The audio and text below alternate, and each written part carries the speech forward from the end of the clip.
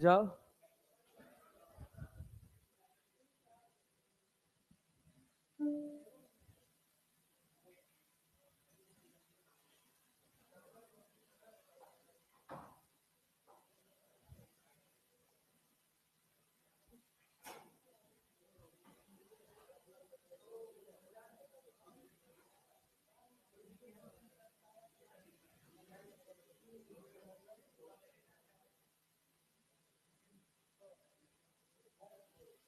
हाँ मित्र,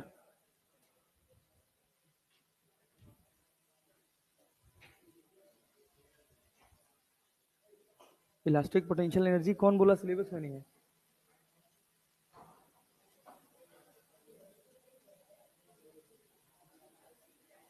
अरे भाई, इलास्टिक पोटेंशियल एनर्जी कैसे सिलेबस में नहीं रहेगी यार? हाँ,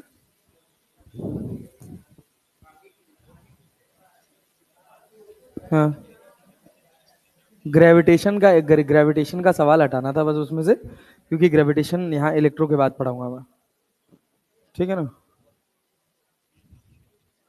हाँ हाँ हाँ हाँ हाँ। और जो मैंने हटाने के लिए बोले वो, एक में तो आपने बेसिक मैथमेटिक्स डाल दिया था यार, उसमें मैथ्स का सवाल था, वो ड्रॉप्स वाला। एक ड्रॉप वाला क्वेश्चन था ना, 10-12 ड्रॉप कंबाइन होकर बड़ी ड्रॉप बना रही है, रेडियस बनाओ, रेडियस बताओ। उसमें फिजिक्स थोड़ी है कुछ यार।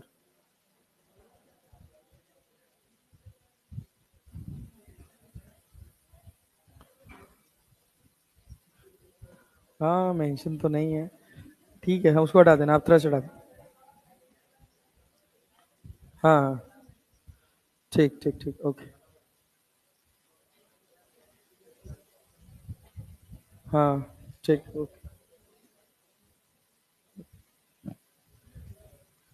हाँ भाई, पेन का यार। हाँ भैया, क्या है कहानी? Speed of transverse wave in string. ये बताओ, एक रस्सी है, सुनना ध्यान से। ये तुम्हारे पास एक रस्सी है, इस रस्सी में यहां पर तनाव है। हमने कहा इस रस्सी में टेंशन टी है, इसका मास पर यूनिट लेंथ कितना है? म्यू। तो भाई साहब, इसमें जो रफ्तार होगी वो कितनी होगी? v equals to under root of T by mu. Clear है ना? लेकिन ये तब तक वैलिड होता है जब आपका म्यू जो है ये क्या है? मास पर यूनिट लेंथ। यही तो बोलते हैं ना, mass per unit length is very small. Horizontal में तो वैसे भी कोई फर्क नहीं पड़ता, हॉरिजॉन्टल में तो कांस्टेंट ही रहता है। अगर आप वर्टिकल की बात करो, मान लो हम कहें यहां पर एक रस्सी लगी है, यहां पर एक मास लगा है 2 kg का, एक मास लगा हुआ है 2 kg का, और रस्सी जो है वो है 0.01 kg पर मीटर, और लेंथ है तुम्हारे पास 1 मीटर। लेंथ है तुम्हारे पास कितनी? 1 मीटर। तो मास कितना होगा इसका? What will be the mass? Mass of the rope, mass of the rope 0.01 kg ना। अरे क्लियर है? और यहां पर अगर तुम देखोगे टेंशन, तो यहां पे टेंशन इस वाले पॉइंट पे कितना आएगा? 20। कितना न्यूटन आएगा? 20। इस वाले पॉइंट पे 0.1 बढ़ जाएगा ना भाई। मास तुम्हारे पास कितना है? 0.01 kg पर मीटर। लेंथ कितना है? 1 मीटर। तो यहां पे कितना आएगा भाई? 20.1। यहां पे टेंशन आएगा 20.01, 20.1 न्यूटन। अरे 0.01 kg का अगर तुम mg देखोगे तो क्या बनेगा? 0.01 kg का तो क्या बनेगा? 0.1 kg। अरे यही तो बनेगा। तो टेंशन बराबर कितना हो गया? 0.1 न्यूटन। तो टेंशन कितना हो गया भाई? 20.1। क्या 0.1 का चेंज 5% से ज्यादा है? 5% से कम है। तो आप पूरे में टेंशन कितना मान सकते हो? 20। कितना मान सकते हो? 20। तो आप रफ्तार v बराबर क्या लिख लोगे? Simple, under root of T by mu. Under root of T by mu क्या मिलेगा इससे? अरे टी कितना है? हो टी कितना है? 20, और म्यू कितना है? 0.01, तो क्या हो गया? अरे 2 जीरो और बढ़ जाएगा ऊपर, तो हो जाएगा तुम्हारे पास 10√20, 4×5 = 20, 10×2 = 20, 20√5। अरे क्लियर है? मीटर पर सेकेंड, 20√5 मीटर पर सेकेंड। लेकिन अगर यही एक रस्सी है जिस रस्सी का अपना मास है, मान लीजिए कि ये रस्सी है, इस रस्सी का अपना एक मास है, ये एक रस्सी है, इस रस्सी का अपना म्यू दे रखा है, और भाई यहां से कहा जा रहा है कि एक पल्स अगर हमने ऐसे डेवलप की है तो ये पल्स क्या ऊपर की तरफ जाएगी? जाएगी ना? किस रफ्तार से जाएगी? कांस्टेंट की वेरिएबल? कांस्टेंट की वेरिएबल? वेरिएबल रफ्तार हो जाएगी ना, क्योंकि रस्सी में जो तनाव है वो अब अपने वेट की वजह से। If the tension in the string, the tension in the string is due to its own weight। अरे क्लैरिटी है? तो जैसे जैसे ऊपर जाओगे इसकी रफ्तार बढ़ेगी कि घटेगी? ऊपर जाएंगे तो घटेगी। एक गधेड़े, √xg आता है ना।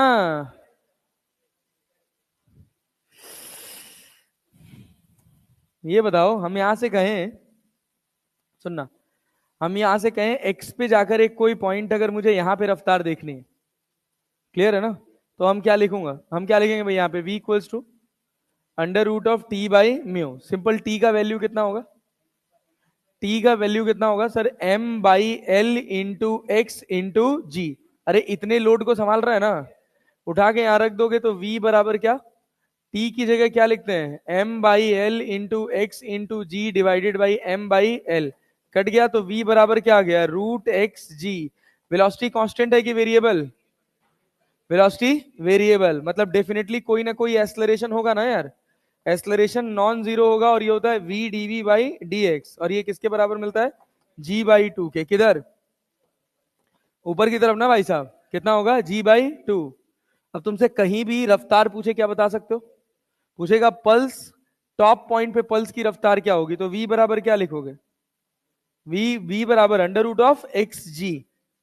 √x g, रस्सी का लेंथ l, तो √ क्या हो जाएगा? lg। यही तो है। मतलब यहां से अगर एक डिब्बा बना के हम समझ लें कि अपने पास एक रस्सी है, अपने पास एक रस्सी है, ये यहां से फिक्स है, इस रस्सी का मास m है और लेंथ कितना है? l है। अगर इसमें हम कोई पल्स जनरेट करते हैं तो किसी भी इंस्टेंस पे इस पल्स की रफ्तार कितनी होगी? √xg, और एक्सलरेशन कितना होगा? एक्सलरेशन कितना होगा? g/2। एक्सलरेशन कितना होगा? g/2। क्लैरिटी है? अब तो सिंपल काइनेमेटिक्स हो गया भाई।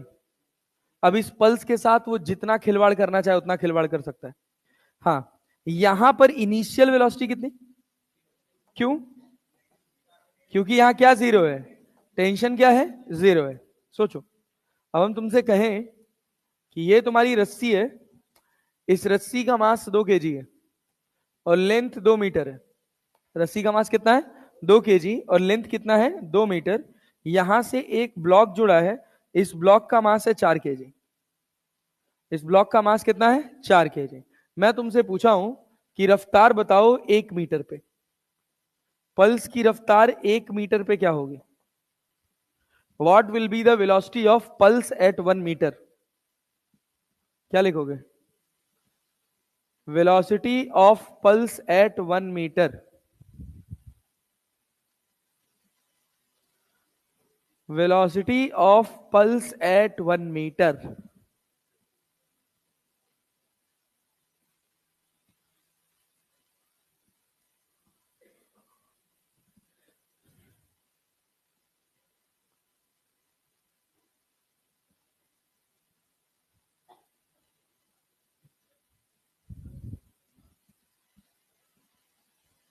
पहला सवाल यही है, velocity of pulse at 1 metre कितना? कोई बताया? कोई बता रहा है?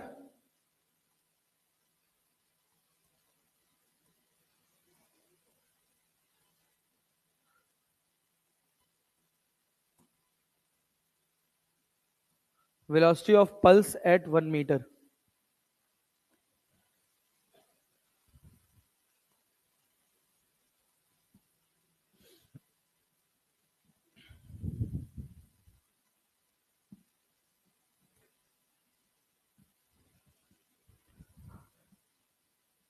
किसी भी इंस्टेंस पर पल्स की रफ्तार निकालनी है तो v इक्वल्स टू क्या होगा? Under root of T by mu. इसमें तो कोई चेंज होगा नहीं।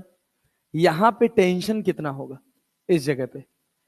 4 kg ये, 1 kg ये, 50 ना। तो v बराबर क्या लिखोगे? 50 डिवाइडेड बाई 1। तो v कितना है? v कितना है? कितना? 5√2। 5 में 50, 25×2 = 50। तो 5√2, 5√2 मीटर पर सेकेंड। अरे क्लियर है ना? समझ नहीं आया? हाँ, कहाँ रूट जी एक्स लगा पाओगे? रूट जी एक्स तो तुम तब लगा पाते ना जब नीचे कोई वेट नहीं होता। यहां पर वेट लटका है, यहां पे इनिशियल वेलोसिटी 0 नहीं होगी। इनिशियल वेलोसिटी कितनी होगी? इनिशियल वेलोसिटी कितनी होगी? बोलो बोलो बोलो। Under root of T by mu. T कितना है जी? 40। 40/1। तो म्यू कितना आ गया? 20×40, 4×5 = 20। 20 कितना है? 2√, 2√10, 2√10 मीटर पर सेकेंड। ये तुम्हारे पास इनिशियल वेलोसिटी है यू। ये तुम्हारे पास इनिशियल वेलोसिटी यू। एक्सलरेशन पर कोई फर्क नहीं पड़ेगा। एक्सलरेशन क्या रहेगा? एक्सलरेशन क्या रहेगा? g/2, that is constant. अब मुझसे कुछ भी पूछे कितनी देर में वहां पहुंची, क्या बता सकता हूं? यहां टॉप पे क्या रफ्तार होगी, क्या बता सकता हूं? टॉप पे रफ्तार कितनी? बोलो, टॉप पे रफ्तार कितनी? v equals to at point, ये a, ये b, ये c। एट c क्या लिखोगे? Under root 60। कैसे भाई? टेंशन कितना हो गया? 4 ये 2 ये, तो 60 डिवाइडेड बाई 1 तो कितना हो गया? 15 या 45, चौको 60, 2√15, 3×5 = 15, 2√5, 2√15 मीटर पर सेकेंड। अरे क्लियर है? क्या हो? जब यहां 2 मीटर पे तुम पहुंचे हो तो पूरे का मास आएगा ना, और साथ में ये 4 kg भी आएगा। तो 4 kg का 40 हो गया और 2 kg का 20 हो गया, तो 40 20 60। 60 डिवाइडेड बाई 1 होगा ना। म्यू है ये, म्यू। म्यू को बोलते हैं मास पर यूनिट लेंथ। वो फिक्स है, ठीक है ना? 2 नहीं आएगा, टोटल मास नहीं है। 60 डिवाइडेड बाई 1। क्लैरिटी है? यही सब है टाइम पास, और क्या ही है। जैसे ये सवाल देखो, यहां लगा है 20 kg, यहां लगा है 500 ग्राम पर मीटर। क्या बना पाओगे? क्या इसका 500 ग्राम पर मीटर का कोई फर्क पड़ेगा? बोलो बोलो। ये तो 20 kg है ना भाई। यहां पे कितना आएगा? यहां पे कितना आएगा? 200 न्यूटन। यहां भी 200 न्यूटन। यहां पर कितना? अरे रस्सी का लेंथ नहीं दे रखा क्या? हाँ, assume that the tension is not affected by the mass of the cord. बोल दिया ना, tension is not affected by the mass of the cord. तो v इक्वल्स टू क्या? Under root of T by mu. तो v कितना? Tension कितना आएगा? 200 divided by mu कितना है?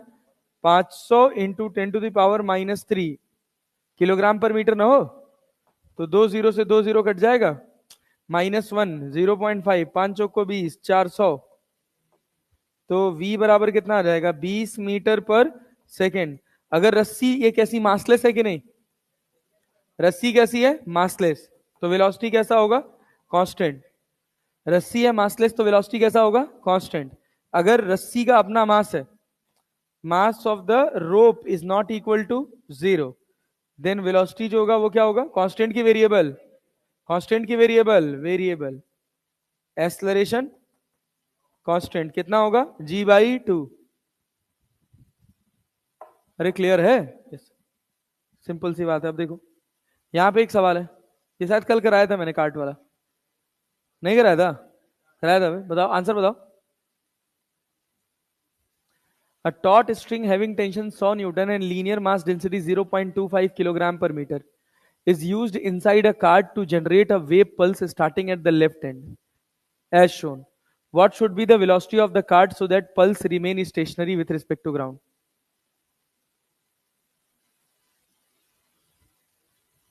बताओ जल्दी बताओ।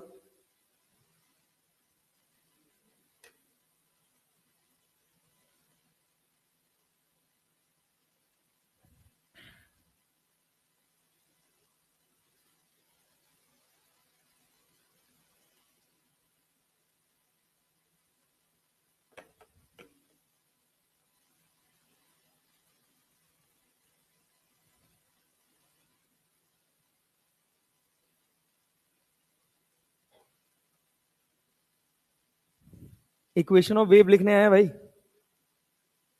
अरे वेव इक्वेशन लिखने आया। अब पार्टिकल का डायरेक्शन देख पाओगे, ऊपर जाएगा नीचे जाएगा?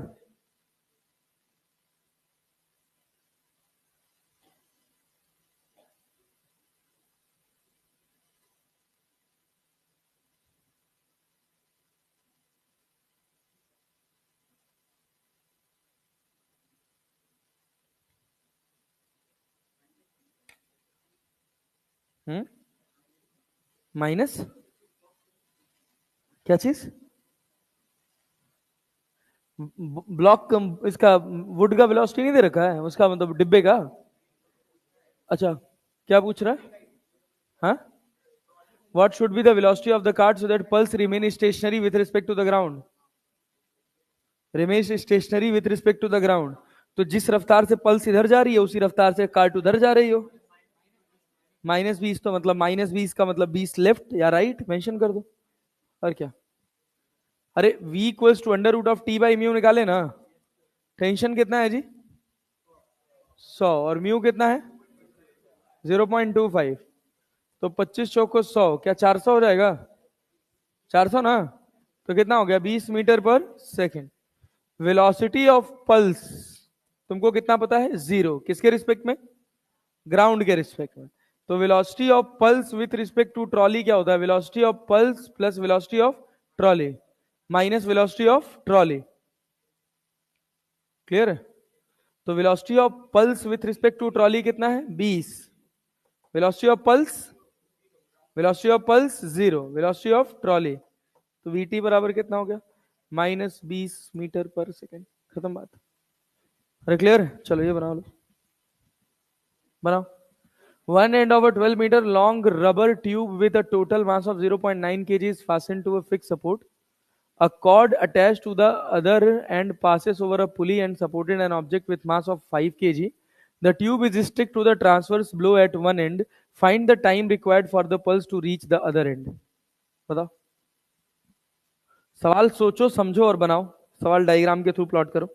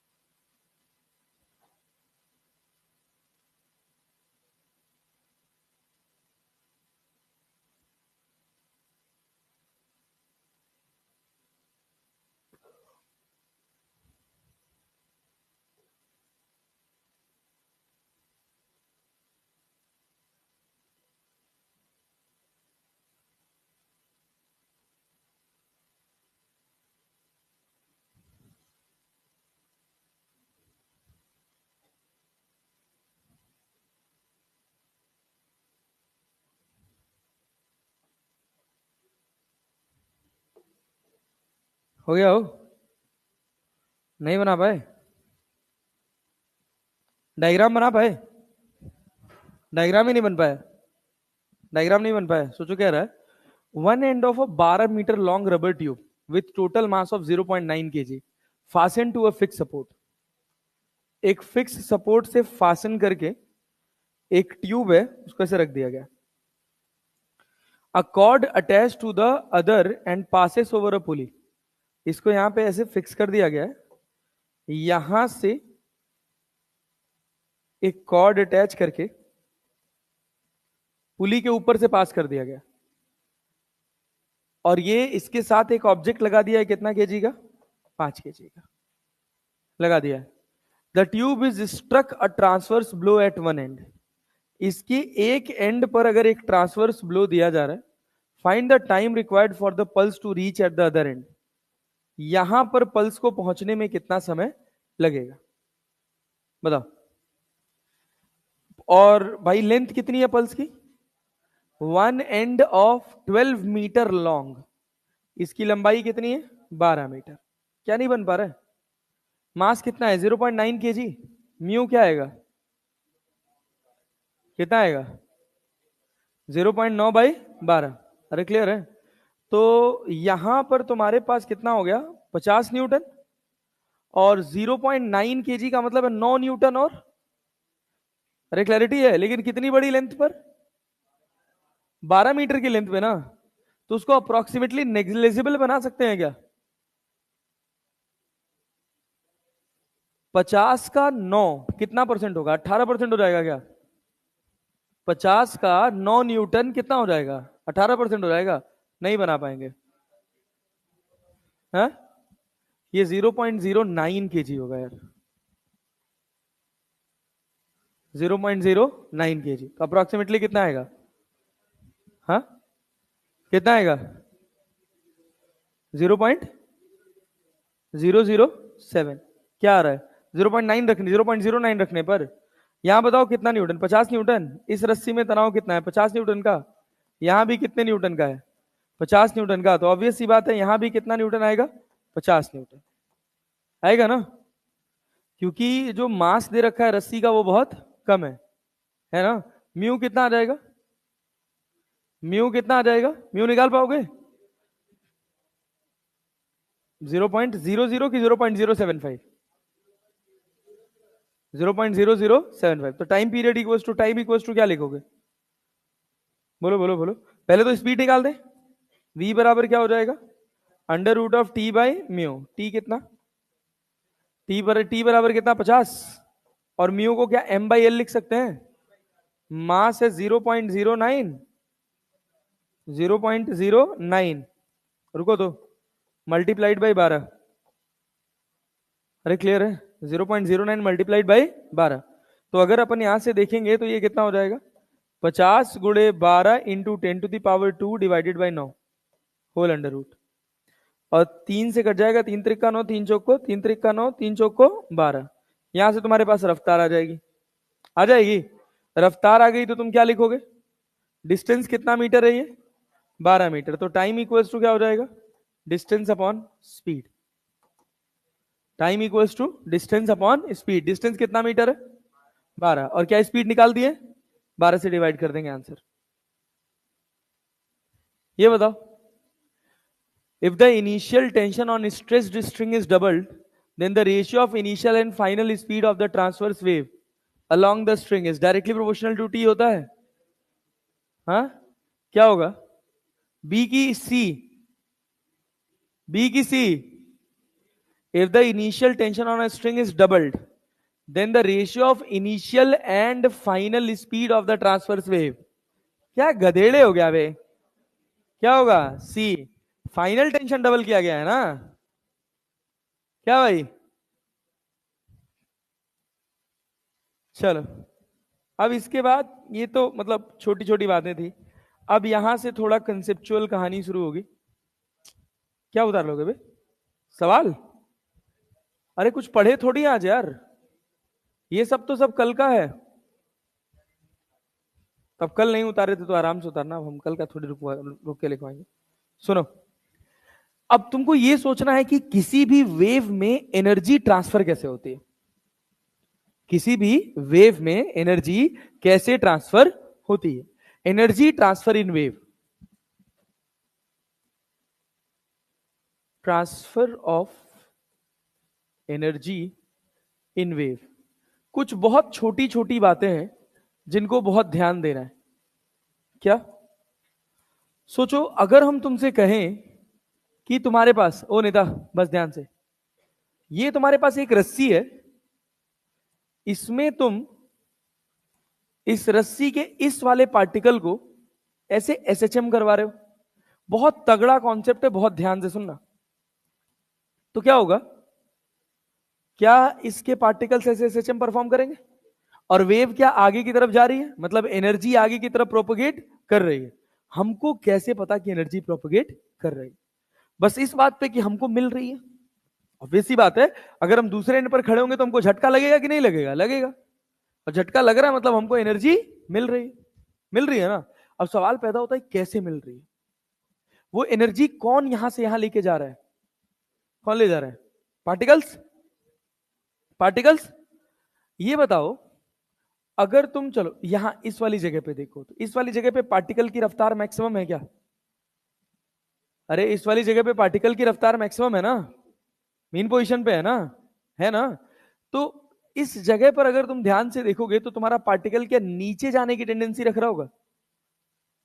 अरे यार अब ये तो बताओ यार, ये वेव आगे गई है कि नहीं गई है? क्या ये पार्टिकल जो है ये नीचे जाने की टेंडेंसी रख रहा है कि नहीं रख रहा है? रख रहा है। इसके पास कुछ रफ्तार है कि नहीं है? है ना, मतलब काइनेटिक एनर्जी है कि नहीं है? तो पहले काइनेटिक एनर्जी का बात कर लेते हैं। तो काइनेटिक एनर्जी बराबर क्या होता है? काइनेटिक एनर्जी बराबर क्या? Half M V square. Half M V square. तो एम लिखे कि डीएम लिखे? अरे बहुत छोटा सा हिस्सा है ना यार, बहुत छोटे से, इस रस्सी के बहुत छोटे से हिस्से की बात हो रही है। वो ये रस्सी का ये छोटा सा हिस्सा है जो कहां जाने की कोशिश कर रहा है? नीचे। जिसका मास कितना है? डीएम। क्या है? तो 1/2 इंटू डीएम, और इस पार्टिकल की रफ्तार कितनी है? वी। तो ये बताओ, डीएम को क्या मैं म्यू इंटू डीएक्स लिख सकता हूं? नहीं आया? क्या लिख सकता हूं? Mu into dx. और काइनेटिक एनर्जी को हम लिख रहे हैं डी के। काइनेटिक एनर्जी को क्या लिख रहे हैं? डी के। नहीं आया यार। और कैसे कैसे सड़ी सी शकल बनाते हो भाई।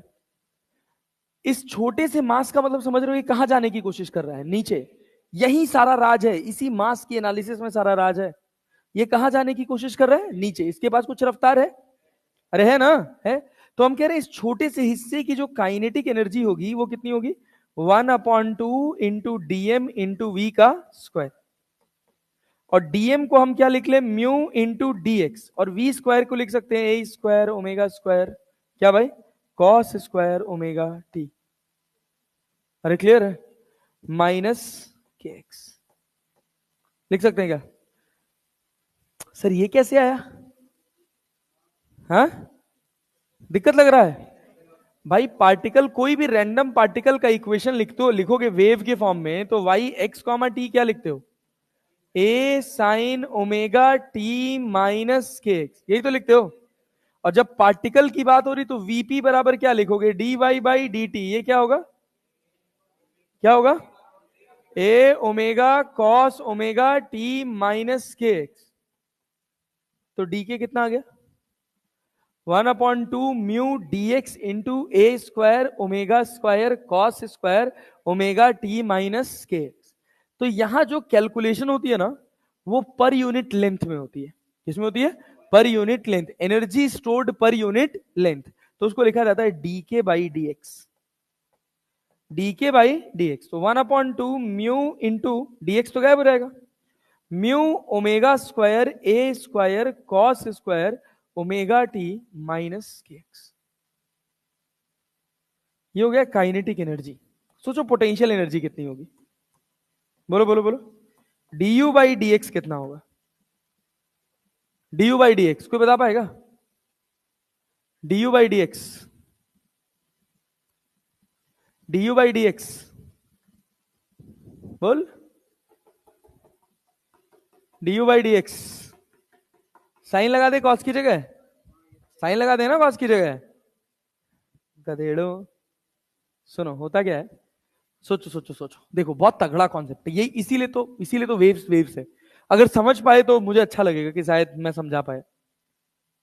ये देखो, ये पार्टिकल है, छोटा सा हिस्सा है। ये कहां जाने की कोशिश कर रहा है? नीचे। कहां जाने की?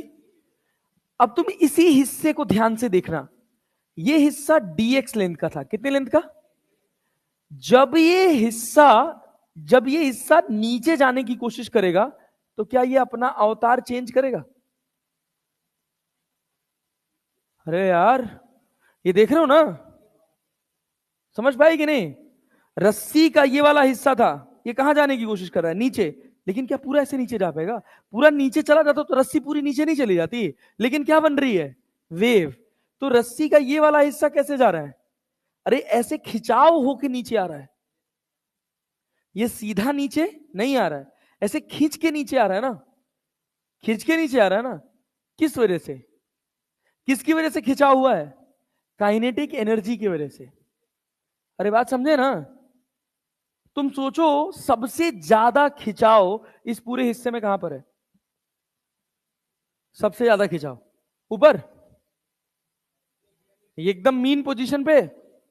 क्या सबसे ज्यादा खिंचाव यहां पे है? सबसे ज्यादा पोटेंशियल एनर्जी भी यहीं होगी। ये वाला गेम नहीं कि मीन पोजीशन पे काइनेटिक एनर्जी मैक्सिमम तो पोटेंशियल एनर्जी मिनिमम ना। तो टोटल एनर्जी क्या हो जाएगी? सोचो, अगर ऐसा होता तो टोटल एनर्जी कांस्टेंट हो जाती ना, तो ट्रांसफर क्या होता? खच्चर। एनर्जी ट्रांसफर हुई है ना? कैसे ट्रांसफर होगी? मेरे पार्टिकल की एनर्जी फिक्स है ना, घट रही है ना बढ़ रही है, तो मैं ट्रांसफर कर रहा हूं कुछ। समय के साथ मैं ट्रांसफर कब करूंगा? जब मुझे कोई एनर्जी देगा, मैं एनर्जी ले जाके देके वापस आ जाऊंगा, फिर एनर्जी लूंगा, फिर ले जाके देके वापस आ जाऊंगा, तभी तो मैं एनर्जी ट्रांसफर करूंगा ना भाई। बात समझे? पल्ले पड़ा? तो जितनी काइनेटिक एनर्जी होती है किसी भी इंस्टेंस पर, उसके अंदर सेम उतनी ही पोटेंशियल एनर्जी होती है, याद कर लेना। In a progressive wave, kinetic energy at an instant is equal to potential energy at that instant. अरे समझे कि नहीं? वैसे इसकी डेरिवेशन वेरिएशन होती है, बट वो कोई काम की है नहीं, तुम यहां चाहो तो लिख सकते हो। In a progressive wave,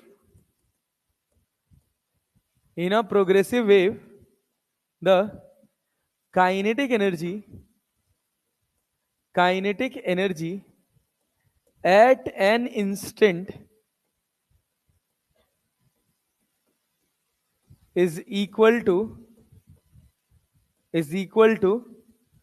potential energy at that instant।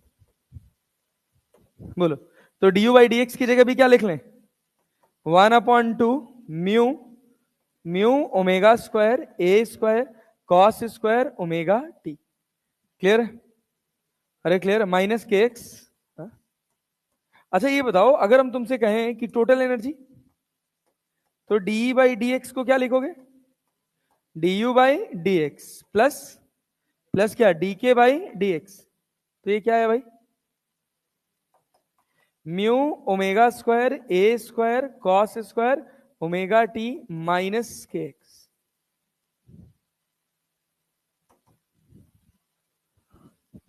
अरे भैया समझ आ रहा है? हाँ। यहां से क्या ज्ञान निकाले? अब बताओ, टोटल एनर्जी इज कांस्टेंट और वेरिएबल। अरे समय के साथ टोटल एनर्जी वेरी कर रही है कि नहीं कर रही है?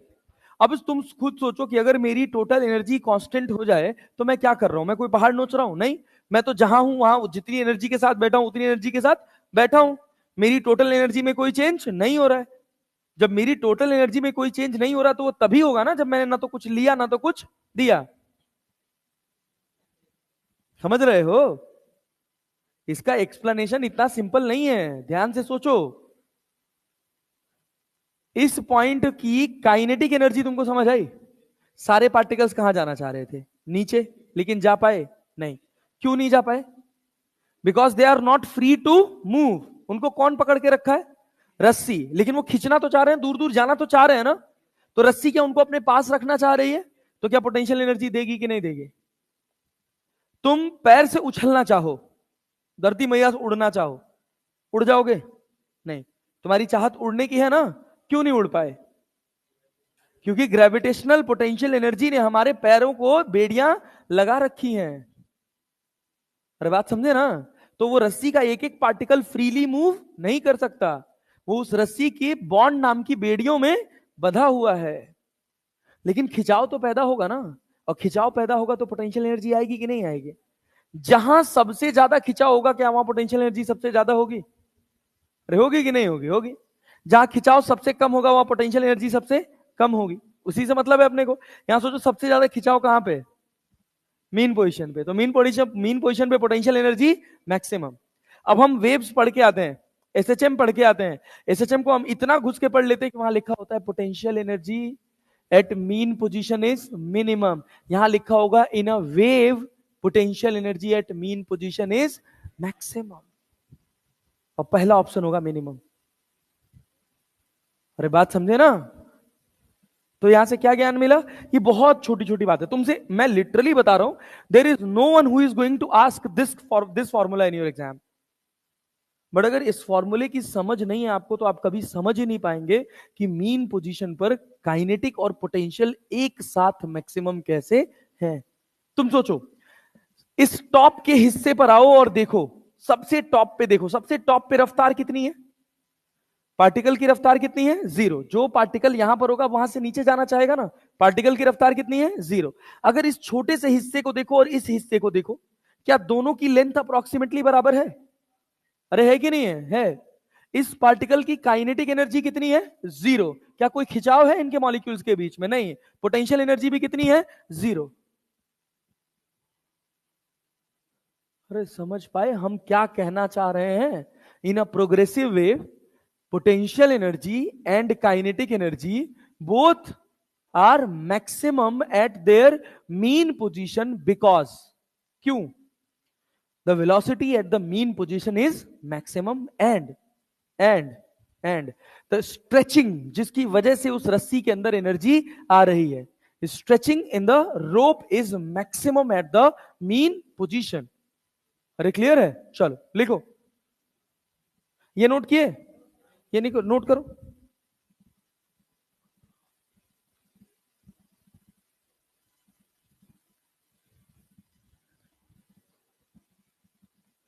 ये जो हंस रही है दुनिया, ताने कस रही है दुनिया, तेरी नाकामियों पे। क्या बाबू? ये वाला ना, ये ना। हाँ, डी बाई डी एक्स लिखे तो टोटली है ना यार। दोनों को ऐड कर रहे हैं, काइनेटिक और पोटेंशियल को। Intensity is directly proportional to amplitude का स्क्वायर, पढ़े हो? कभी सुने हो ना? यहीं से आता है।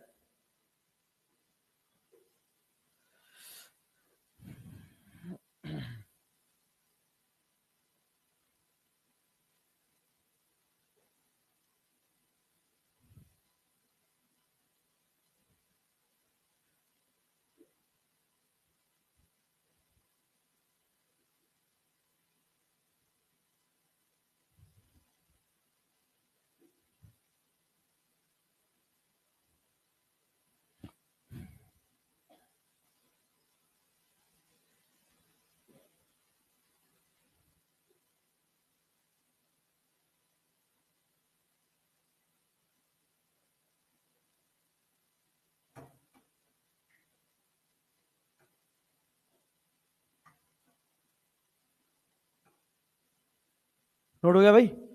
जल्दी लिखो।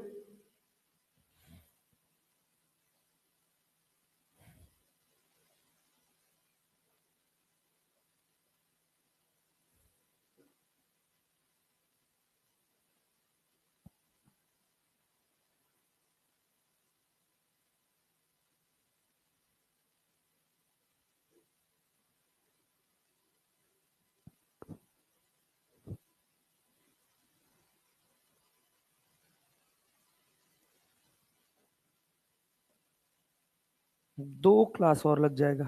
एक कल, कल भी तो बहुत कम लोग रहेंगे, कल तो सबको तैयारी करनी है।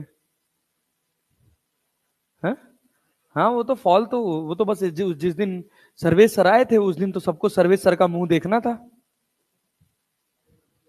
मुंह देखत रह जाए बस, और तो कुछ। भाई हाँ, वो तो मुझे पता है यार। हाँ हाँ, वो हो गया, वो एक ही दिन का रहता है वो।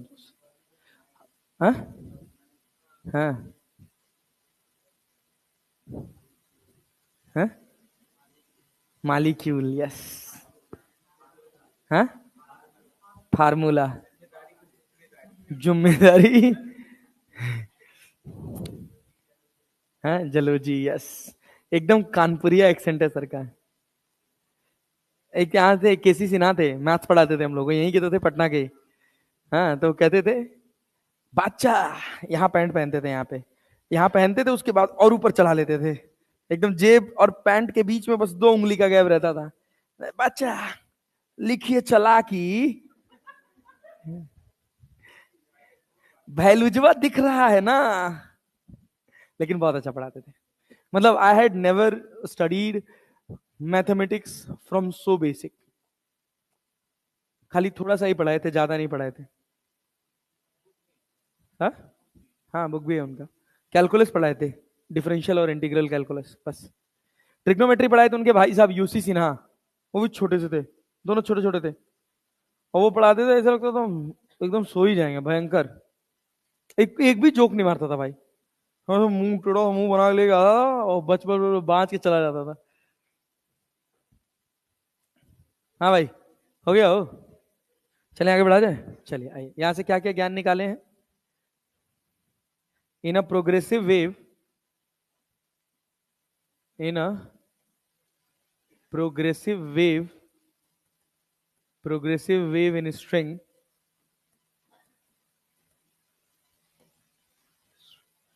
Kinetic energy, kinetic energy and potential energy becomes kinetic energy becomes maximum and maximum and minimum simultaneously। ठीक है, कंक्लूजन क्या है इसका कि du बाई डी एक्स बराबर डी के by D X equals to 1/2 mu omega square A square cos square omega T. Clarity है? अरे क्लियर है ना? दूसरी बात क्या, potential energy, potential energy and kinetic energy, potential energy and kinetic energy both becomes maximum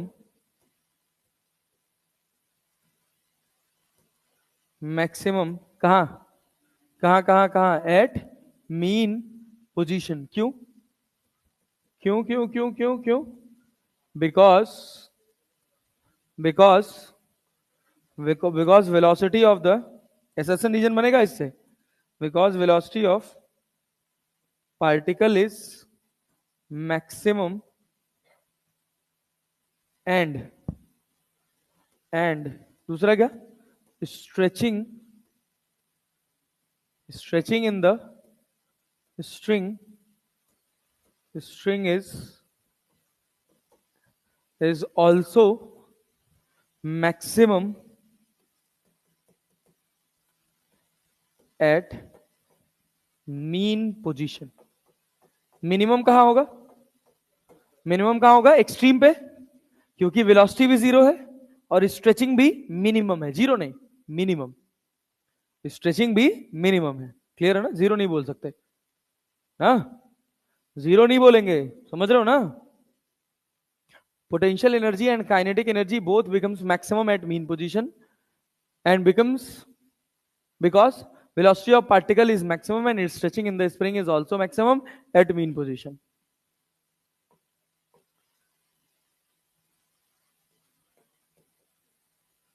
total energy does not remain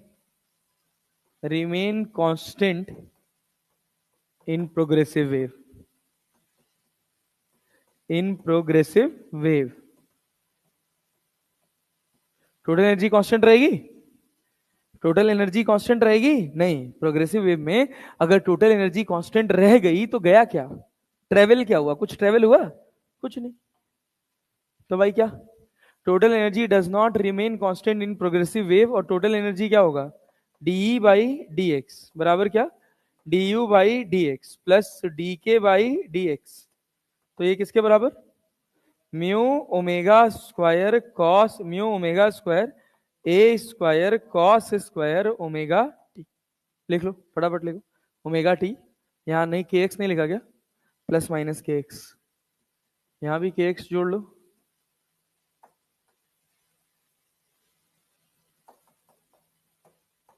minus के x जोड़ लो, करो,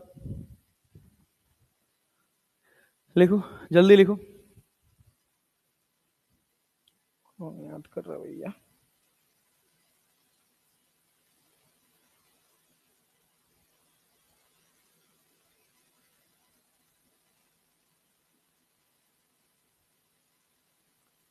एसएचएम जैसा है क्या ये? एसएचएम जैसा है एनर्जी इसका? नहीं, याद रहेगा ना? हाँ, दोनों साइमल्टेनियसली वेरी कर रहे हैं, काइनेटिक भी और पोटेंशियल भी। वहां पर जीरो क्यों नहीं बोलेंगे? Because you can not say that कि मैक्सिमम पे वायर में कोई स्ट्रेचिंग ही नहीं हुआ। और जहां काइनेटिक एनर्जी जीरो है, काइनेटिक एनर्जी जीरो बोल सकते हो, पोटेंशियल नहीं जीरो बोल सकते हो। पोटेंशियल नहीं जीरो, पोटेंशियल मिनिमम। तो उस वजह से मिनिमम दोनों को लिख लेते हैं, तो अंग्रेजी थोड़ा अच्छा लगता है। काइनेटिक तो जीरो होगा ही होगा।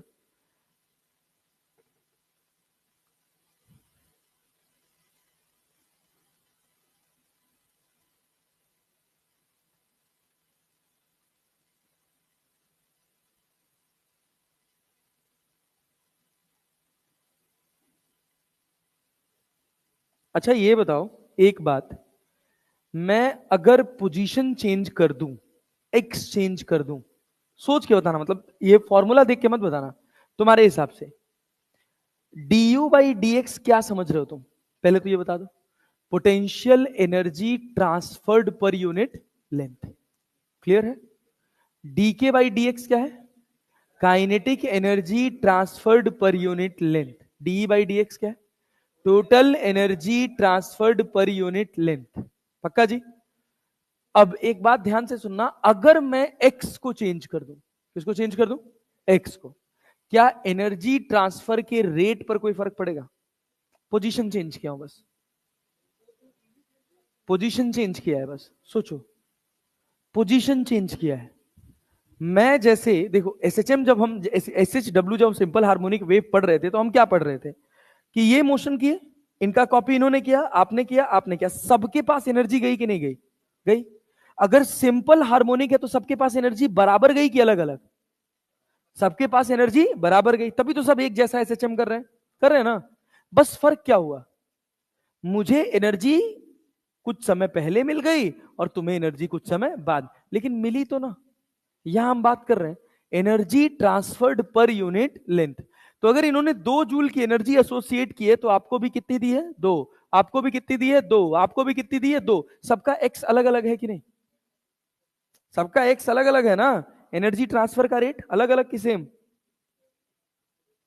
एनर्जी ट्रांसफर का रेट सेम। तो सोचो, यहां से अगर हम एक ज्ञान लिखें, क्या लिखें कि अगर एक्स की वैल्यू चेंज भी कर दी जाए तो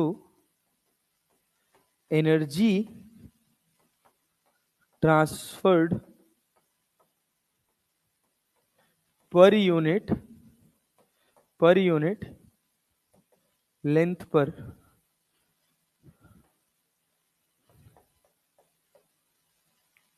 पर यूनिट टाइम पर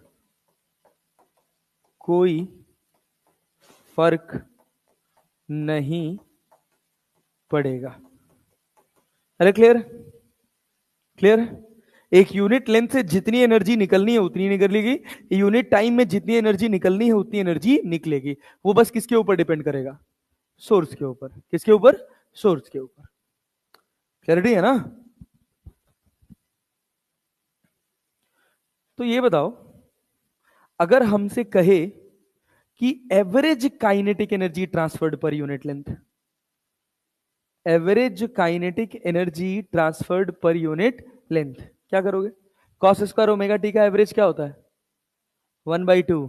कॉस स्क्वायर का 1/2, साइन स्क्वायर का 1/2। नहीं जानते हो?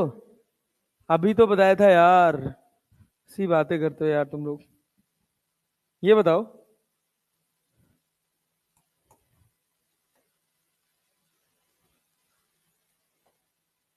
बताओ, ये बताओ, कॉस स्क्वायर ओमेगा टी को क्या मैं ऐसे लिख सकता हूं? 1 + cos 2 omega T divided by 2। और साइन स्क्वायर ओमेगा टी को क्या लिख सकता हूं? 1 + 1 - क्या? cos 2 omega T divided by 2। Generally हम बात करते हैं एक कंप्लीट वेव की, मतलब कहां से शुरू हुए? मीन से शुरू हुए, एक्सट्रीम गए, एक्सट्रीम से कहां आए? मीन, फिर मीन से कहां गए? एक्सट्रीम, एक्सट्रीम से कहां आए? मीन। क्या एक कंप्लीट साइकिल हो गया? कंप्लीट साइकिल हो गया ना। अब एक कंप्लीट साइकिल में अगर तुम इसको देखोगे, 2 ओमेगा टी को, कॉस का क्या हो जाएगा? साइन। लेकिन 2 ओमेगा टी रहेगा कि नहीं रहेगा? टी की जगह तुम जीरो डाल दोगे तो क्या साइन जीरो हो जाएगा? हो जाएगा ना? हो जाएगा ना? और कंप्लीट टाइम पीरियड डालोगे, एक चक्कर लगा दिए तो क्या 2 पाई एंगल हो गया? वो भी कितना? जीरो। वो भी कितना? जीरो। समझे कि नहीं? समझ पा रहे हो? नहीं आ रहा है? एक कंप्लीट साइकिल की बात करोगे तो एक कंप्लीट साइकिल में ओमेगा टी थीटा है कि नहीं है, पहले ये बताओ। ओमेगा टी थीटा है ना? कंप्लीट साइकिल का मतलब हम जीरो से चले और कहां पहुंचे? 2 पाई पे। क्या साइन का जो वैल्यू जीरो पे होगा वही 2 पाई पे होगा? कॉस का जो वैल्यू जीरो पे होगा वही 2 पाई पे होगा? अरे होगा कि नहीं होगा? तो एक कंप्लीट साइकिल में अगर एवरेज देखोगे तो आंसर कितना आएगा? cos 2 का, cos 2 थीटा का जीरो। अबे भाई, cos 2 थीटा का हमको एवरेज निकालना है। क्या निकालना है? एवरेज। इंटीग्रेट कर, पहले टोटल वैल्यू निकाल तब एवरेज निकालना। टोटल वैल्यू निकाल, जीरो से लेके 2 पाई तक। जीरो से लेके 2 पाई तक क्या करोगे? कॉस का क्या होगा? sin 2 थीटा ना। तो जो जीरो होगा वही तो 2 पाई होगा। तो रिजल्ट जीरो आएगा कि नहीं आएगा? नहीं आ रहा है? याद कर लो, रट लो। जहां कहीं भी कॉस स्क्वायर आ जाए या साइन स्क्वायर आ जाए तो उसका एवरेज कंप्लीट साइकिल के लिए कितना होता है? 1/2। यही 1/2 बच जाएगा, और कोई बचने वाला नहीं है। अरे बात समझे ना? ये भी एक इवन इंटीजर है, ये भी एक इवन नंबर है, इवन फंक्शन जिसको बोलते हैं। ये भी इवन फंक्शन और ये भी कैसा? Even function. दोनों सेम ही तो है, एक जगह प्लस लगा एक जगह माइनस, बचा क्या रह जाता है? 1/2।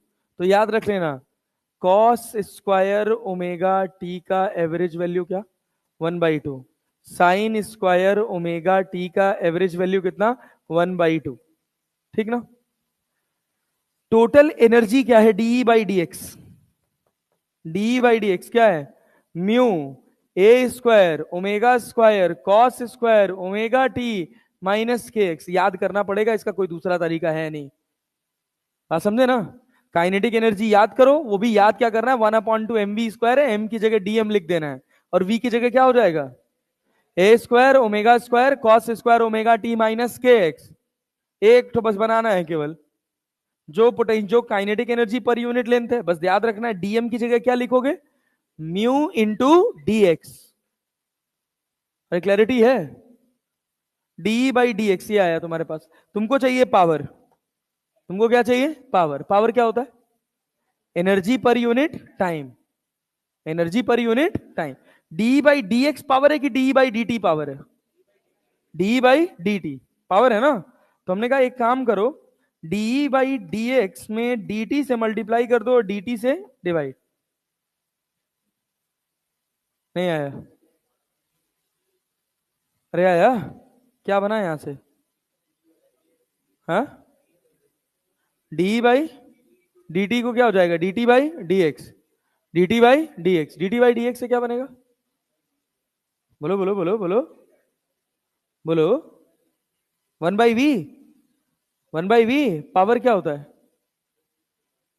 Force into velocity. सुनना, तो P इक्वल्स टू कितना हो जाएगा यहाँ पे? बोलो बोलो बोलो, बताओ बताओ बनाओ, चलो बनाओ, पावर बनाओ। DE/dx कितना है? DE/dx कितना है? पावर इक्वल्स टू क्या है? उल्टा लिख देना हम लोग यार।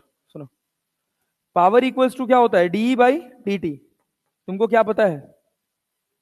D by D x, D by, हम कह रहे हैं dx से मल्टीप्लाई कर दो और dx से डी, मैं कहता है dx से। अरे भाई ये सोचना, पावर बराबर क्या होता है? डी बाई डी एक्स की D by d T? D by, तुझे पता क्या है? डी बाई डी एक्स घुसाना है ना अपने को, तो हम कह रहे हैं इसमें dx से मल्टीप्लाई करो और dx से डिवाइड। तो डी बाई डी एक्स की जगह ये वैल्यू डाल सकते हो कि नहीं, और dx बाई डी टी की जगह वेलोसिटी डाल सकते हो कि नहीं? डाल सकते हो ना। तो डी बाई डी एक्स, इन दोनों को जोड़ दो, क्या बनेगा? म्यू ए square omega square cos square omega T minus के एक्स। अरे समझ आया क्या? Into dx by d t को क्या लिख लें? वेलोसिटी। नहीं आया? इसको अपन ऐसे लिख लेंगे, D by D x into D x by d T, और dx बाई डी टी को क्या लिख लें? वेलोसिटी। तो पावर बराबर क्या हो गया? म्यू स्क्वायर ए square omega square V cos square omega T minus के एक्स। ये कौन सा पावर है? एवरेज की इंस्टेंटेनियस? कैसा पावर है? इंस्टेंटेनियस। कैसा पावर है? क्या एवरेज निकालना है? एक्स से पावर ट्रांसफर, एनर्जी ट्रांसफर पर यूनिट टाइम पे कोई फर्क पड़ने वाला? क्लैरिटी है ना? अगर हर एक सेकंड पे इनका मोशन हो रहा है, तो जैसे मैंने बताया था, इन्होंने 2 जूल एनर्जी अपने साथ एसोसिएट करी, तो आगे वाले को एक सेकंड में कितनी दी? 2। इन्होंने अपने आगे वाले को एक सेकंड में 2। क्या एनर्जी ट्रांसफर रेट पे कोई फर्क पड़ा? नहीं। एनर्जी ट्रांसफर रेट पे कोई फर्क पड़ा? नहीं। तो इसी वजह एनर्जी ट्रांसफर रेट को हम क्या मेजर करते हैं? पावर। इंस्टेंटेनियस पावर क्या है? म्यू स्क्वायर ए square omega square V cos square omega T minus K. आज का लेक्चर कठिन है, घर जाके कम से कम आज के लेक्चर को 2 बार करना। लिखा हुआ कंटेंट जरूर पेन चला लेना, आज का आज चला लोगे तो 2 बार तुमको प्रैक्टिस करने में मुश्किल से मुश्किल 30-35 मिनट्स लगेंगे। जरूर पेन चलाना, घर जाके नहीं चलाओगे फिर उसी में लेके घूमोगे इधर से उधर, फिर पता चला एसएचएम और वेव्स दोनों एक ही जगह मिला दे रहे हो। तो फिर सर जी पढ़ाओ लिखाओ चौपट एकदम 1 मिनट के अंदर। इंस्टेंटेनियस पावर कितना निकाले हो? नहीं था इंस्टेंटेनियस पावर म्यू ए square omega square V cos square omega T minus के एक्स। एक्स के ऊपर नीचे होने से कोई फर्क पड़ता नहीं? पड़ता है क्या? नहीं ना। पोजीशन चेंज होने से एनर्जी ट्रांसफर के रेट पे कोई फर्क नहीं पड़ेगा। अच्छा, cos square omega T, cos square का एवरेज कितना होगा? 1/2 ना। तो इंस्टेंटेनियस पावर, अगर अपने को एवरेज पावर चाहिए तो क्या लिखेंगे? Mu square A square omega square we by 2। This is known as average power. अरे क्लियर है जी? यहां से एक टर्म निकल के आता है जिसका नाम होता है इंटेंसिटी। क्या होता है भाई?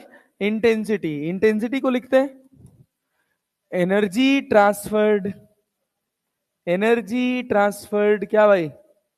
Energy transferred per unit, energy transferred per unit area per unit time, per unit area per unit time. अरे बोलते हैं? बोलते हैं जी? Yes sir. तो पी एवरेज कितना होगा? बोलो पी एवरेज।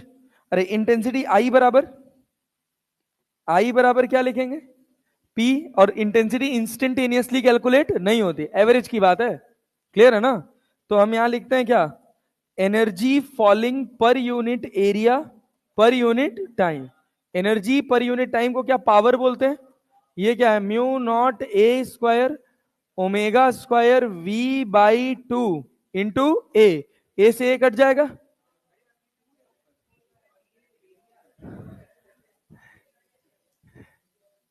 बोलो बोलो। नहीं नहीं कुछ नहीं, मैं ऐसे लिखता हूं, एरिया पूरा लिखो। क्लियर है ना? क्या भाई? Mu naught a square omega square we by 2 into area. Area क्या है? ये कौन सा area? Area of cross section of, area of cross section of किसका? String. Area of cross section of string. पक्का ना जी? इंटेंसिटी का फॉर्मूला हो गया म्यू नॉट। ये म्यू क्या है? म्यू नॉट लिख दें भाई, म्यू जो भी है म्यू नॉट समझना है। म्यू नॉट समझ लेना, म्यू नॉट बराबर मास पर यूनिट लेंथ, मास पर यूनिट लेंथ। ए क्या है? एम्पलीट्यूड। ओमेगा क्या है? Angular frequency. वी क्या है? Velocity, speed of the wave, है ना? और 2 area, area of cross section, area of cross section. अगर आप यहां ध्यान से देखिए तो इंटेंसिटी जो है वो डायरेक्टली प्रोपोर्शनल किसके आ रही है? एम्पलीट्यूड के स्क्वायर के। Intensity is directly proportional to amplitude का स्क्वायर। पक्का? किसमें ज्यादा एनर्जी ट्रांसफर होगी, पतली रस्सी में या मोटी रस्सी में? जिसका एरिया ऑफ क्रॉस सेक्शन ज्यादा होगा उसमें उसमें एनर्जी कम ट्रांसफर होगी, तो एनर्जी ज्यादा। अरे एनर्जी के साथ इंटेंसिटी तो कांस्टेंट रहेगी ना यार। अरे क्लैरिटी है, energy per unit time per unit area constant है जो मिल रही है। क्लैरिटी है? अब मुझे ज्यादा एनर्जी ट्रांसफर करनी है तो मैं क्या करूंगा? एरिया ऑफ क्रॉस सेक्शन बढ़ा दूंगा। हाँ, अरे यहां तक कहानी क्लियर है? इंटेंसिटी का एसआई यूनिट क्या लिखोगे? एसआई यूनिट क्या लिखोगे इंटेंसिटी का? पावर का तो याद है ना, क्या होता है? वॉट। इसका क्या? इसका क्या? वॉट पर मीटर स्क्वायर या जूल पर मीटर स्क्वायर पर सेकेंड, ऐसे लिखते हैं। अरे क्लियर है? अब यही इंटेंसिटी का ये डायरेक्टली प्रोपोर्शनल वाला रिलेशन उठ के आगे जाता है। लिख लो, चलो फटाफट शुरू हो जाओ। क्या पीछे वाला लिख लियो? ये लिख लियो? यस, ये लिखो, लिखो लिखो लिखो लिखो लिखो।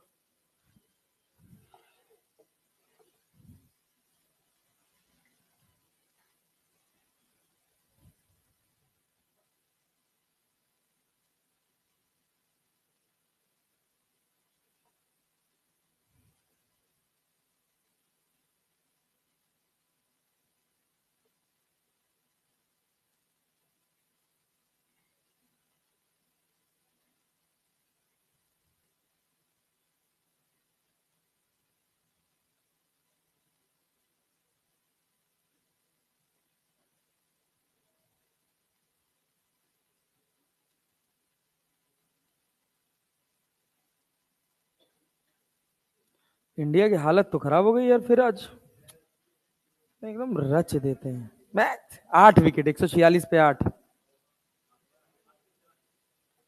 नीतीश रेड्डी खेल रहे हैं 35 पे 16। नीतीश रेड्डी और जसप्रीत बुमराह। हाँ,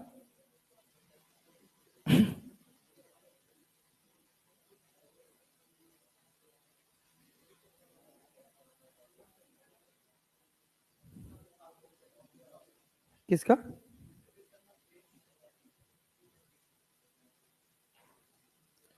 रोहित शर्मा को अब सब चीज से संन्यास ले लेना चाहिए भाई। मैं किसी लायक नहीं है अब बस, अब पता है क्या, अब एक लालच में क्रिकेट खेल रहे हैं वो, 2027 का वर्ल्ड कप, और अभी चल रहा है 2025, 2024, 25, 26, 27। पूरा 25 जाएगा, पूरा 26 जाएगा, तब कहीं 27 में आएगा, तब तक निपट जाएंगे। बस अगले वर्ल्ड कप तक एक ही खिलाड़ी रह पाएगा, विराट कोहली और जसप्रीत बुमराह। वो तो अपना थाला है यार।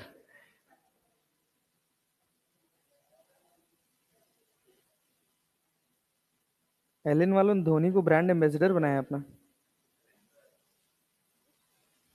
MS धोनी को एलन डिजिटल ने। पैसा तो बहुत है, 400 करोड़ का प्रॉफिट बुक कर रही है, पैसा नहीं रहेगा यार। यहाँ लोग लॉस पे लॉस बुक किए जा रहे हैं। हाँ, वो तो सब लॉस में रहता है, सब लॉस में रहते हैं। मतलब पिछली बार लॉस कवर किया है, 46% लॉसेस कवर किए। PW 1100 करोड़ लॉस में, लॉस में। अभी तो पहला राउंड खुला है 1370 करोड़ के लॉस में। सब आ जाता है, सब डेटा आ जाता है, पूरा कंपनी का डेटा। किसी भी कंपनी का डेटा एक्सेस करना हो, you can easily access on government portal.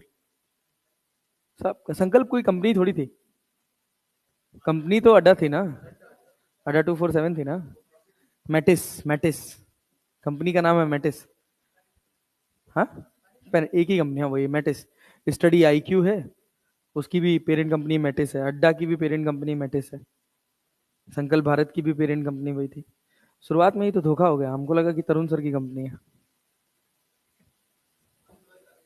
हाँ, हमसे जो पहली बार मिला था, हाँ, तो पंकज सर रिवील नहीं करेंगे? पंकज सर जब खुद साइन करने आए थे तो रिवील नहीं करेंगे? पंकज एमआर कौन नहीं आया था साइन करने के लिए?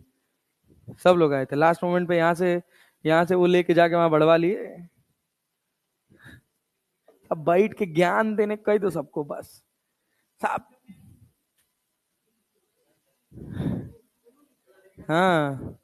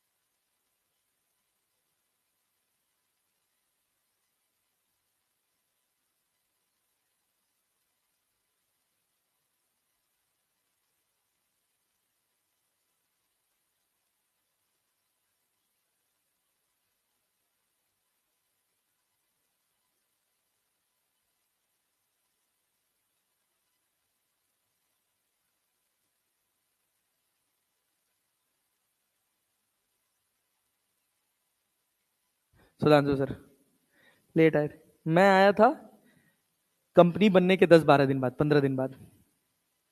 यहां तक हो गया हो? अरे हो गया। चल आओ। इंटेंसिटी क्या है भाई? सुनो तो इंटेंसिटी का फॉर्मूला क्या पढ़ो? बोलो। 1/2 mu omega square A square divided by, हाँ, divided by area of cross section. तो एरिया ऑफ क्रॉस सेक्शन को क्या, ए नेता सुनो यार, एरिया ऑफ क्रॉस सेक्शन को क्या पाई आर स्क्वायर लिख लें? पाई आर स्क्वायर लिखोगे तो कहां की बात कर रहे हो तुम? स्ट्रिंग का। और ये बताओ, आई बराबर 1/2 म्यू नॉट ओमेगा स्क्वायर को क्या 2 पाई एफ लिख सकते हो? तो 4 pi square A square F into V divided by pi R square. क्या पाई से स्क्वायर कट जाएगा? पाई स्क्वायर कट जाएगा? नहीं, पाई से स्क्वायर कट जाएगा ना, और दो से दो दूना चार, एफ स्क्वायर नहीं लगाएगा, ठीक। तो यहां से आई बराबर इसका एक सिंप्लीफाइड फॉर्म क्या आ गया, 2 mu not pi A square divided by R square, और यहां पे क्या, यहां पे क्या, एफ स्क्वायर इंटू वी। ये इंटेंसिटी का फॉर्मूला हो गया। अब देखो, क्या पाइप का रेडियस कांस्टेंट है? रहे ना। फ्रीक्वेंसी पार्टिकल के ऊपर डिपेंड करेगी। रफ्तार किस रफ्तार से जाएगा वो under root of T by mu, रस्सी में कितना तनाव है इस बात पे डेवलप करेगा। कितनी इंटेंसिटी जा रही है, energy per unit time per unit area कितनी जा रही है, डायरेक्टली डिपेंड करेगा किस पर, एम्पलीट्यूड पर, एम्पलीट्यूड के स्क्वायर पर। डायरेक्टली प्रोपोर्शनल होगा किसके, एम्पलीट्यूड के स्क्वायर पर। तो इसी वजह से आई बराबर लिखा जाता है क्या यहाँ पे, के ए स्क्वायर। आई बराबर क्या लिखा जाता है, के ए स्क्वायर। अब सोचो, अगर हम तुमसे कहें कि तुम्हारे पास एक स्फेयर है और एक बड़ा स्फेयर है ऐसे, और इसके सेंटर पर इसका रेडियस आर है, यहां पर एक बल्ब लगा हुआ है, इसका रेडियस 2r है। एक का रेडियस आर है, दूसरे का रेडियस 2r है। क्या लिखोगे, किस पर एनर्जी ज्यादा गिरेगी, पहले वाले पर कि दूसरे वाले पर? किस पर एनर्जी ज्यादा गिरेगी, अंदर वाले पर? ये दोनों पे बराबर। इंटेंसिटी किस पर ज्यादा होगी? इंटेंसिटी क्या है, इस बल्ब का पावर P है, इंटेंसिटी क्या है, सिंपल समझो ना फॉर्मूला, और मत छोड़ो, अभी इधर आओ। ये फॉर्मूले का कोई काम नहीं है, बस इस वजह से बताया कि intensity is directly proportional to क्या होता है, ए स्क्वायर।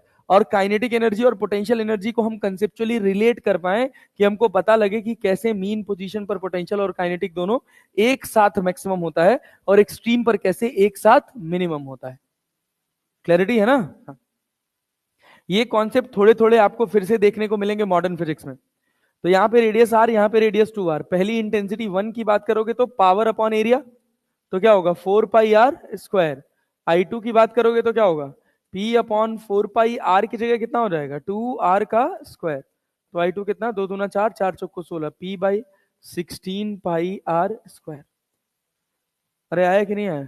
और एक कितना है, I1 कितना है, P by 4 pi R square. आपसे कई बार ऐसे रेशियो पूछ लेगा, बताओ रेशियो क्या होगा, I1 अपॉन I2 का रेशियो क्या होगा? अरे 4:1, 1 पे इंटेंसिटी ज्यादा होगी और 2 पे इंटेंसिटी कम होगी। क्लैरिटी है?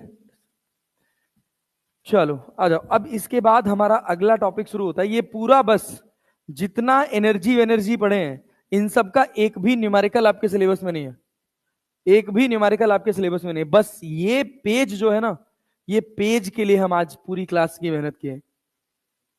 बात समझे? यहां से एसर्शन रीजन श्योर है, बन सकता है अगर पेपर थोड़ा सा भी अच्छा बना तो। ठीक, इसको जरूर मेंशन कर लीजिएगा। अदरवाइज अगर आप ध्यान से देखें तो ये सब में भी कोई खास बात है नहीं, कुछ कठिन है नहीं, सिंपल ही है। बस बस यही बात याद रखनी है कि मीन पोजीशन पर खिंचाव सबसे ज्यादा, तो मीन पोजीशन पर एनर्जी भी सबसे ज्यादा, तो वहां काइनेटिक भी ज्यादा, पोटेंशियल भी ज्यादा, और एनर्जी ट्रांसफर का, टोटल एनर्जी ट्रांसफर का रेट भी सबसे ज्यादा। क्लैरिटी है ना? इसके बाद जो टॉपिक इंपॉर्टेंट है वो है हमारा क्या, सुपर पोजिशन ऑफ वेव्स।